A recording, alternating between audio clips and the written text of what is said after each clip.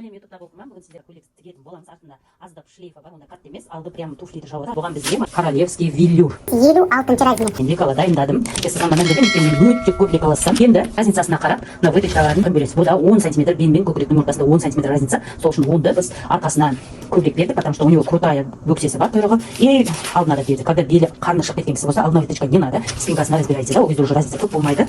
Енді грудной выточка, ана жерде грудной выточканы біз боковойдан ашамыз. Оны қалай ашамыз? Қолтықтан 4,5 см түсіп, мына выточканы жауып тастаймыз. Осылай сіздерге түсінікті болсын деп жатырмын. Мысалы қоямын. Қысқа келіп жабасыз міне. И артындағы артықшасын алып тастайсыз. Белі выточкаларындағын ашып шығамыз. Алдындағы белі выточкасы көкірекке 4 см жетпейді. Грудной выточканы когда тігесіз, 3 см жеткізбейсіз. 2,5-3 см көкірекке жетпейді. Мына жерге дейміз. Көріп тұрған болсаңыз қағаздан выточкамен белдеп. Менде арқасында да не бар екен, круто. Құйрығы өте томпақтау келген қыз. Италиясы өте жіңішке, бойы ұзын киетін боламыз. Бұл жерде кромкасын алып тастау. Мен уже кромкасын қиып тастадым. Уақытты алмау үшін велюр түгі бар затта қиямыз лицевой сторона. Былай қимаймыз, ол жылжиды. Қисайып бүктеліп қалады. Тогда сіз артындағысы дұрыс болмай қалады. Соның үшін лицевой сторонадан қиятын боласыз. Түгі жоғарыға қарау керек, төменге қарамау керек, жоғарыға қарау керек. Бұны просто белгілейсіз былай. Бұл мел өшіп кетеді, выточкаларын сызбайсыз. Просто боковой шовты сызасыз, белгілеп аласыз. Мына жерден бастап кеңейген. Арқасына 15 см қостық. 112-ге 15 см қостық. 31 мектан белгілейсіз. Бірінші спинкасын сызып алатырмын, себебі бізге қанша не жерден жоғары бір жақтама қиясыз, былай и былай қиясыз. Былай айқастырып қоюға мүлдем келмейді, велюр болғаннан кейін. Енді боковой шовтарын сызып шығамыз. Екі қылып запас берсеңіз де болады. Бөксесін осылай кеңейтесіз. Қаншалықты кең қыла аласыз. Кеңдігі өзіңізге байланысты. Бұл трапеция. Кеңейткен жағыңызды белгілеп аласыз ұзындығыңызды, потому что жаны асылып қалуы мүмкін. И оны былай ортаға алып тастайсыз. Көйлектің арты алды емес, кеңдігін барынша кең қылып шығарып алдық. Қалағаныңыз 10, 15, 20, 25 өзіңіздің еркіңізге байланысты. Жоғары жағында міндетті түрде сызып аласыз желкесін. Желкесін осылай 1 см запас, мойны горловинасынан 0,5, боковой мизинка қылып сызып аласыз. Керек болған выточкаңызға головка қадап қоясыз. Бұл выточканы сызудың қажеттілігі жоқ. Алдыңға жабыстырып қоясыз бүктеуге. Ана жағы бүктеу, ана жағы ашық. Мен уже сызып алдым, тура артындағындай 112. И мен бұған көп қоспадым, потому что арқасын сызғаннан кейін 15 см қостым. Бұда да тура алдыңғы выточка, артындағы выточка сияқты белгілеп аласыз. Мына көкіректің тұсына 3 см жетпейді. Мына көкіректің ұшына 4 см төмен алдындағыз. Булавка қадап аламыз и арасына қоямыз. Қазір қақатын боламын. Алдыны кішкене жоғары көтеріп қидым, потому что горлышқасына прям тақалып тұру керек. Сол үшін болмаса бұл кішкене төмен түсу керек. Мен 3 см жоғарыға көтердім. Енді қиятын боламыз. Мен 5 см алып тастадым. Кішкене кеңдеу болса да болады. Арқасында шлейфі бар. Бөксеге дейін алып тастадық міне. Мұнда бөксе, талия и міне спинка. Ол арқасы и беліндегі росичка береміз міндетті түрде арқасына. Желкесіне де 1 см запас қоясыз. Бұларды қиып алдық. Енді бұның булавкасына қалай выточкаларын ішкеріне кіргіземіз. Былай көйтіп ашсаңыз, екіге сызып аласыз. Екі бетіне бірдей түседі. Екіншісін сызып аласыз. Екіншісі түседі. Үшіншісіне тоже. И мына төртіншісінде тоже. Мына осылай выточканы мына бетіне аударып алуға болады. Выточкамыздың басыны белгілеп аламыз. Ортасын сызамыз. Бірінші очерт. И выточканы шұғырлығын сызамыз. Міндетті түрде примерка жасауды ұмытпаңыз. Қиылған үшін осылай сәл молдау кетеді материал. Горловинаны бастап қиямыз. Мына 0,5. Желкесіне 1 см. И 2 см тірескен. Мына грудной выточка биіктеу болады, себебі тартылып қалмау үшін мынау міндетті түрде 3 бұрыш шығу керек. Мұнда біз беретін нәрсе мынау булавка қадағанда былай выточка осылай тұру керек. Булавка осылай қадалу керек, былай қадап қоймақ қисық болып қалады. И бұны да тоже осылай ашасыз. Екеуі бірдей. И мұнысы да екеуі бірдей. Екі бетке бірдей түседі. И мынау выточканың ұшы. Ұшыны былай. Болды. Белдегісін қыламыз. Ортасына түсіріп аласыз. И былай басы аласыз. Бұларды алып тастайсыз. Енді бұны тоже сызып аласыз. Выточканы дұрыс сызып алу керек. Белгілеп болғаннан кейін таяды. Екеуінің ортасын белгілеп, ортасын тоже сызып аласыз. Тіккен кезде осы сызғыға кіресіз. Ровно бүктесеңіз, мына жақтағы тігіс, мына жақтағы түседі. Ровно бүктесеңіз. И бұяқтағы полностью сызып аласыз. Примеркадан кейін ол ушивать еткізуі мүмкін, или удлинение қиып беріңдеуі мүмкін. Сол үшін бір ғана жеңді примеркаға дайындаңыз. Сол кезде матадан ұтымды болады. Рукаваны қиып аламыз қазір. Рукаваны қалай өлшейміз? Қолдың ең толық айналасы. Ең толық айналасына 10 см қосамыз. Егер 30 болса 40 болады, 35 болса 45 болады. Себебі бұл объемный, мен былай қойып пішемін қазір. Бұның ұзындығы 60 см. Тірсекке дейін 33, мынандай тірсекке дейін. Тірсектен объем беріп тұру үшін 33 емес 40 см өлшейміз. Мына жерден бияғы 30 см манжет, 30 см қыламыз. Тігілген кезде 27 қалады. Мияқтан 2 қалады, мияқтан 1 қалады. Осы аралық манжет болу керек болып пішеміз. 29 қыламыз. Себебі өте пышный жоғары жағы. 29 қылып өлшейміз. Барынша объемный қыла беріңіз. Бірақ рукава пішесіз, екі жемісті ішпейсіз. Примеркадан кейін көретін боласыз. Мен астыңғы жағын 26 қылдым. И шамалғаны равнить еттім. Қазір бұны қиып аламыз.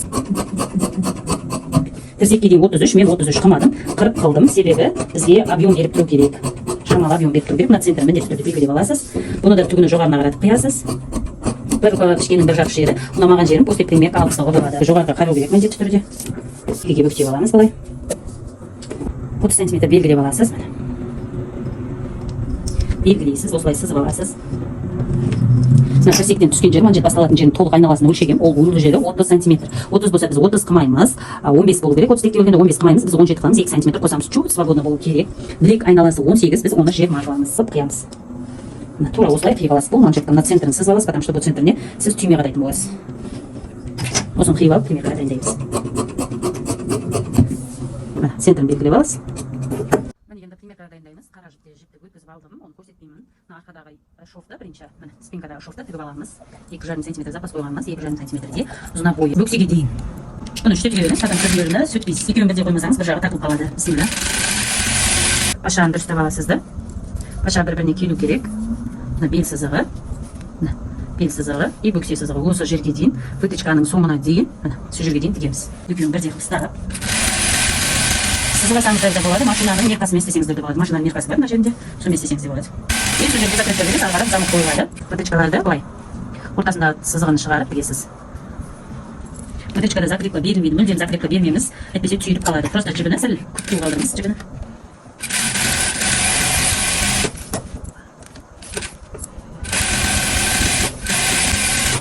Бұл да арқасы қая, енді алдыны. Алдындағы вытычкасын тігіп аламыз қазір. Мына грудной вытычкасы. Центр сызығаны бетіп екіге бүктейсіз.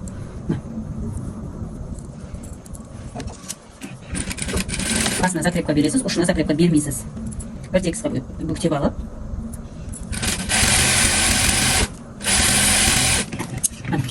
Тура осылай на бетінде тігіп аласыз, бел вытычкасында тігіп аласыз. Полны көрсетпеймін, атындағындай тура сөйтіп тігесіз. На бетінде тура солай тігесіз. Ана вытычкаларды тігіп алдым полностью. Екі боковойды үлкен шовта тігіңіз, если ушивать ететін, кеңейтетін болсаңыз, тігісіңізді оңай сөйтіп алу үшін. Екі жағына үлкен шовта тігіңіз. Белдегі расичкамен, белдегі расичканы бірге қойып аласыз. Үлкен шовта 2 см запас қалдырған, екіде тігіп барыңыз. Грудной вытычка төменге қарап тұрады, пәске қарап жатқызбайтыңыз. Осылай полностью екі жағын жабыстырып алыңыз, е. Тігіп ал.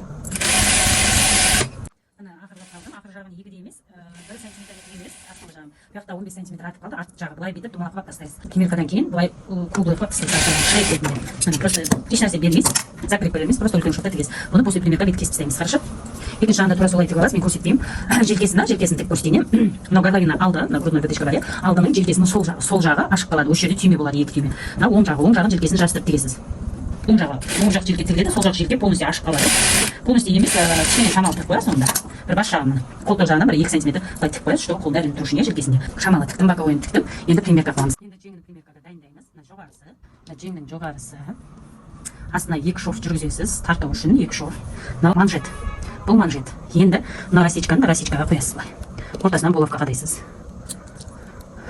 Булавка қадап, енді мына жақтағы сборкасын тартасыз. Тартып ортасына жинап аласыз. Примерка болса да 2 шов тарта беріңіз, потом сөйтіп аласыз. Әдемі көріну үшін 1 шов тарт. Осылай, ең на бетін дұрыш.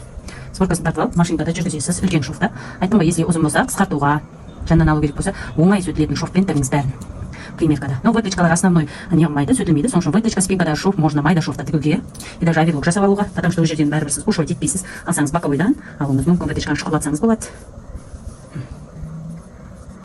Осы жерден мына жерге дейін 1 см тігіп шығамыз. 1 см шов қылып, үлкен шовта тігіп шығамыз.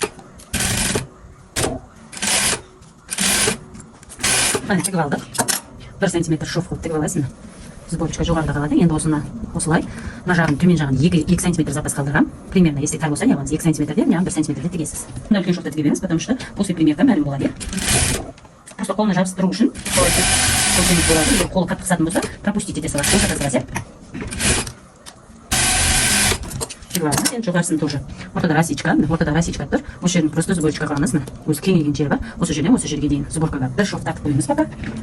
1 см-де. Ішкерге тұр.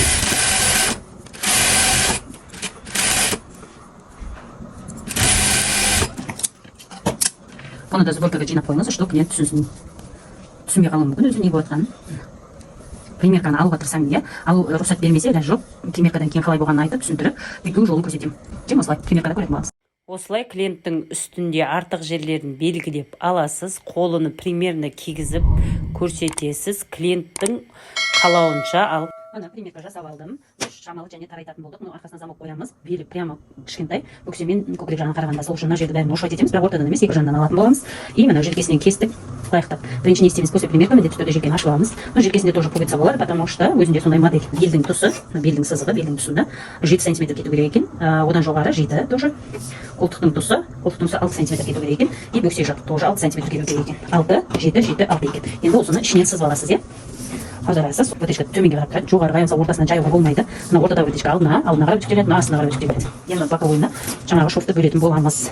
7 болса, 3,5 2-ге бөлсең 1,75 мына 1,75. Мына жерден есептегенде 4,5 болады екен. Мына талия 4,5. Мына көкіректің асты 4,5 и бияғы 6, 1,5 см. Значит, бұл жердің бәрі 4 см болады. Яғда тоже 6, бияғда 4 см болады. Белдің пәсі. Осыны бірлестіресіз осылай. Плавно, әдемі бақылап, и грудной төбесін осылай белгілейсіз. Вот. Бөксеге дейін белгілеп аласыз. Вот здесь бөксеміз. Бөксе мына жерде. Бұл жерден жерге 3 см алып, қалған сантиметрін әкеп плавно жоқ қылып тастаймыз. И мына жағын 1 см-ге былай белгілеп осылай сызып қоямыз. Осыны арғы бетіне тура бірдей қылып өткізіп аласыз. Тіккенімізді оңай сөйтеміз, потому что үлкен шовта тіктік. Қайшымен бетті қытылап ашуға болмайды. Жіптері қалып кетіп, некрасиво көрінеді. Осылай жіптер тап-тап сөйтіп аласыз. Мына бетіндегісін, мына бетіне 2 бүктеп, былай белгілеп өткізіп аламыз. Былай шамал-шамал аласыз. Точно түспейді, но немножко түседі, сіз өзіңіз сравнить ете аласыз. Мынаны леңмен жақсылап сызып аласыз. Бір бетіне сызсаңыз болды, екі бетін қойып тіккен кезде бірдей болады, потом авиабол қылып алып тастайтын боласыз. Осыны сызып алдыңыз. Горловина сол күйі қалады, мойны прямо жабысып тұру керек. Мойында стойка воротнигі болады. Мына желкесін кесіп алып тастаймыз. Қолтық ойынысынан 1 см түсеміз, потому что ушайт еткеннен кейін қолтығы тараяды. Негізі қолтығы жақсы кетіп тұр. И потом 1 см желкесін алдыңға өткізу керек екен. Желкесі арқаға қарап кетіп бара жатыр. Примерка жасасаңыз осындай минустарды көріп аласыз, белгілеп аласыз. И сол минустармен жұмыс жасайсыз, сонда 1 см түсеміз, өйткені желке арқаға қарап алып барады. Қиып алып тастайдық, потому что желкесіне түсіп барады екен. Бұл желкесімен былай желкеде былай ұшпа-ұш тұр. Сол себепті мына тіккен кезде уже желкесіне келіп тұрады, түсіп тұрмайды и көтеріліп кетпейді. Осылай қият боламыз. 1 см төменге түсеміз міндетті түрде. 1 см ғана түсеміз. Болды, алдыңғы жағы таяр болды, енді арт жағын істеп аламыз. Бұнда тек желкесі кесіледі, мойны кесілмейді. Бұнда да 1 см түсесіз и кесіп тастайсыз. Артыда таяр. Қанша сантиметр шлифке қостыңыз, сонша мына жерде алып тастайсыз міндетті түрде. Мына жақтан шамалап тастаймын, өйткені өте көбейіп кетті. Осылай примерно өзіңіздің көзіңізбен албау жасап алып тастайсыз. Бұл шлиф. Артында былай көрінеді. Шлиф өте әдемі көрінеді. Мына жерін дұрыстап жіберсін, шлиф үштік қолқа можно осылай алып тастайтын боласыз. Ашып. Мойнына осынша 5 см жетпейді. Осы жерден замоктың длинасына осы жерді ашып тастайсыз. Вытычканың ұштарын міндетті түрде түйіп аласыз.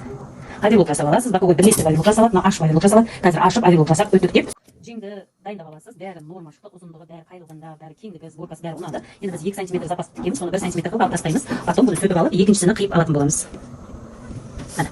Тура осылай запасын алып тастайсыз. Тура запасын алып тастағаннан кейін тура осыны екінші матаға қойып пішіп аламыз екіншісін.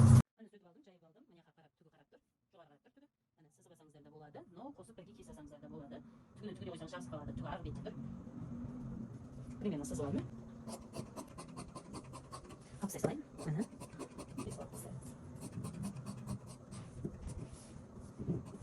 Оң жағында белгілеп қоятын болады. Алдыңғы жағы 1 см ойын болады.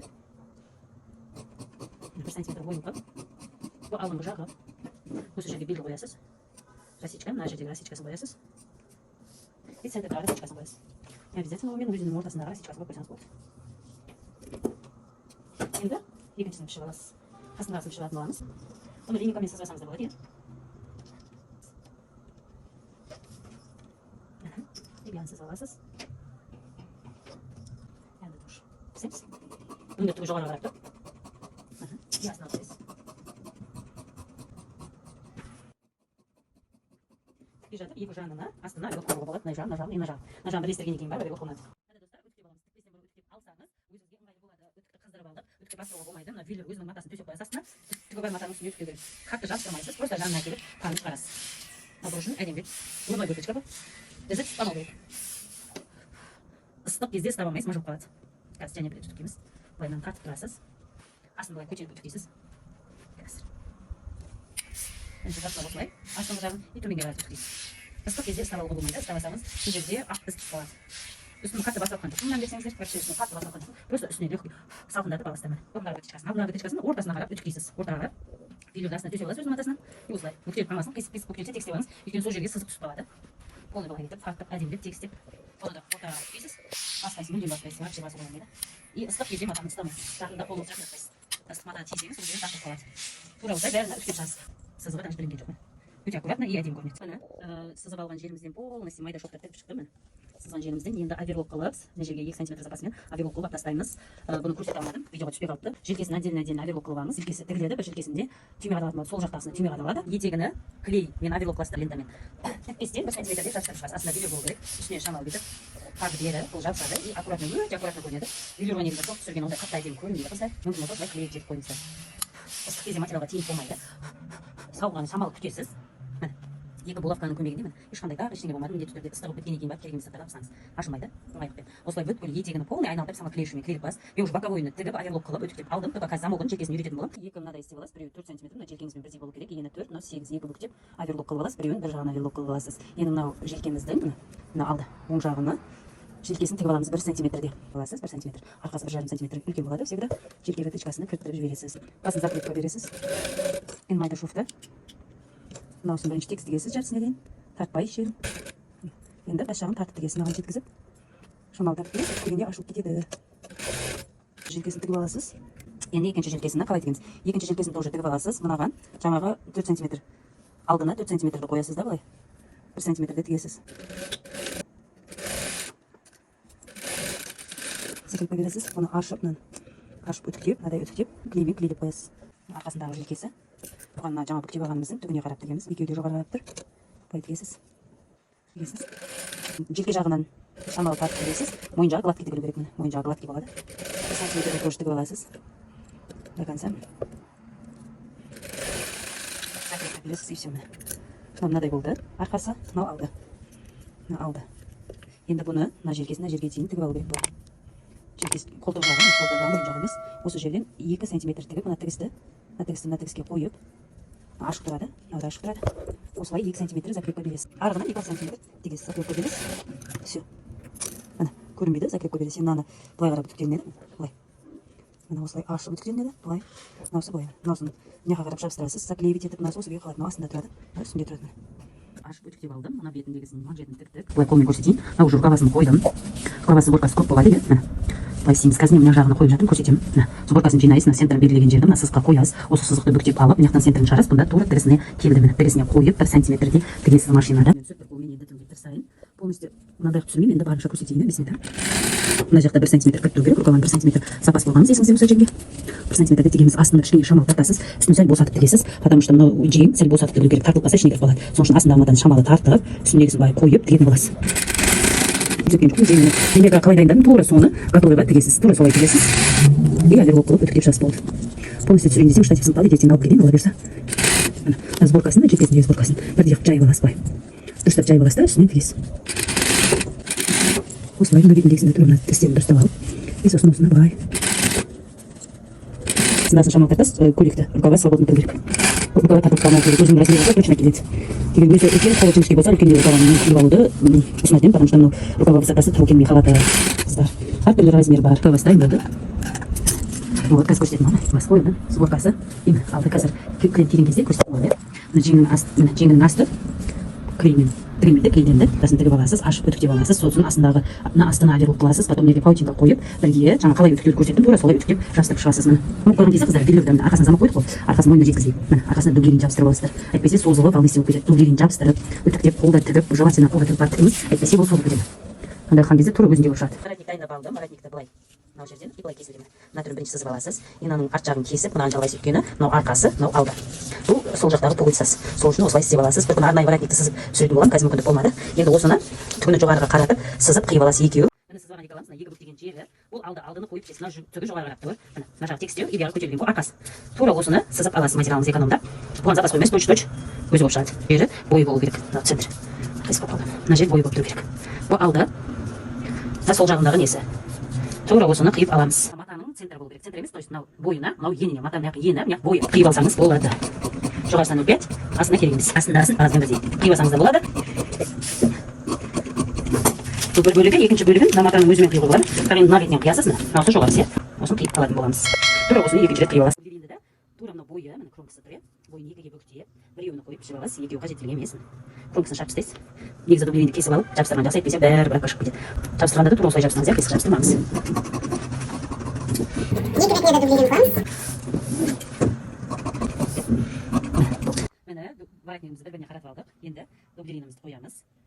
Воротникті қоямыз, тура өзіндей қылып, асықпаймыз. Әдемілеп, аккуратно қойып аласыз. Екіншісін үстіне жабасыз. Дайын болды. Енді қызып болған. Оны баса бересіз, потому что түгіне бүйтіп тиіп тұрған кезде ана жылтырамайды. Астық желательно, неңіз жұмсақ болу керек. Астық жұмсақ, көкпарды түкесеңіз болады. Ыстық кезде салмаймыз, иә.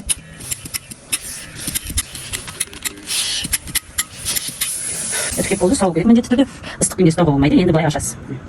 Артық жерлерін кесіп шығамыз. Жоғарысын тік шығамыз. Екеуін бірдей қойып аласыз. 0,5 көп емес, 0,5-те тік шығамыз. Сондай сақтайсың қалайда, тура солай. Тігіп шығасыз. Бірінші мына жағын тігіп алдық. Бір жағына обстрочка істейміз. Обстрочка деген тігісті екіге айырып, бесте просто тігіске жақ 0,1 шоқ түсіру. Болды, енді осыны мына обстрочка берілген жақ былай өтіп келген кезде тігісі 1 сантиметр бияға ауады. Мына беті оң болады, мына беті мойнында қалады. Тура осылай өтіп кеп аламыз. Қазір кеңімізді енді аверлоп қылып аламыз. Тігіп алған екен, артық жеріңізді алып тастайсыз. Аверлопты кең жақтан істейсіз, көйлек жақтан емес, рукав жақтан істейсіз.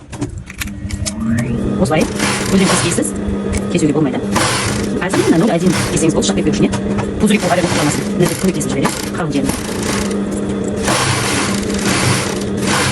Екінші бетін дұрыс солай істеп аласыз. Алдыңғы жағы, мынау арт жағы. Бірінші алдыңғы жағын тігетін боламыз. Қазір мынау мойны, оны екіге бүйтіп бөліп, алдыңғы жағын өтеді. Былай бұлапқа қарайсыз. Тура осы жерге мынаны екіге бөлесіз да, былай. Осының алдыңғы жағын қарайсыз былай. Алдыны мойынға былай қадаймыз. Біреуін, екеуін емес, біреуін қадайсыз. Бір штук. Осылай. Қолда тігіп алғаныңыз да болады, үлкен шоқта тігіп алсаңыз да болады машинкада. Қалай сізге удобно, әлі жүрсе машинкада қолда тігіп алғаныңыз дұрыс. Міне 0,5-ге қалдырамыз. Мынаны мына жерге тігіп шығамыз. 0,8 тігіледі. Бірге емес 0,8 тігіледі. И закрепка бересіз. Жаймен тігіп бастайсыз. Астында воротник тартасыз, мойынды тартпайсыз, мүлдем. Мойын қатты естіру керек. Полный арқасына айналып тігіп аласыз, желпет шығарамыз. Опять шығу керек. Арқасындағы шуфы ашық тұрады. Закрепка береміз. Тігіп алдық, жоғарыға қаратып өтіп кеп алсаңыз да болады. Аверлоп істеп алдық. Енді мынаусын былай. Бәрдей қылып, былай. 0,5-ті тігіп аласыз, қайратын жерде. Міне тігіп алдық, аударасыз. Ішіне кіріп кету керек, мынаны растичка қылып тастайсыз, ұштарын толыстай болып кетпеу үшін. Енді мына бұрышын алып тастайсыз. Закрепка бергеннен кейін ол шығып кетпейді, артық жерден тастайсыз. Былай кіргізіп алып, мына тігістің бәрін ішіне кіргізіп, қолда тігіп алынады. Міне екі жағында тігіп қайырып алдық, тура алдынан ине жіпке басқа жіптен өткізіп алыңыз, қара емес, иә, только потому что алып тастаған кезде оңай болсын. Былай кіргізіп, басын осылай бүктеп жібересіз, осылай. Яғни тігістің бәрін ішіне қаратып, қолыңызбен ұстап, чувствовать етіп, бұрап жібермей, дұрыстап қойып, міне. Осылай тігесіз. Прям тігістің үстінен жоғарыдан тікпеңіз, осы тігістің үстінен тігіңіз. Тігіс ішіне қайырылады, үстіне қойылады, мынаны прямо чувствовать етіп, бұрап жібермей, тартпай, екі жағын бірдей қылып, просто үлкен шоқта тігіп шығамыз. Міне, мына басында тура солай, үш бұрыштық қайырасыз. Бас жағы айналса әдемі болып тұрсын, майыс бұрыс болмасын. И тартып тұрып осылай тігіп аласыз. Болды.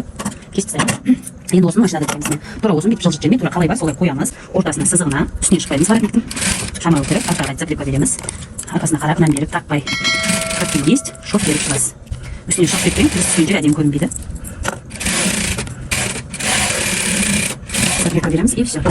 Болды, тігіп алдық, бір алған жоқ, ештеңе алған жоқ, как есть. Енді бұны үтіктейсіз. Бетіне биллер қойып, бияқтан кәдімгідей үтіктей бересіз. Болды, дайын болды. Все, мынаны пуговица қоямыз. Центрін сызып аламыз. 6 штук қадауымыз керек. 2,5 сантиметр жоғарыда тұрады қолдың. Мына жеріңізге байланысты 1, 2, 3, 4, 5, 6. Осыған былай қадап шығасыз.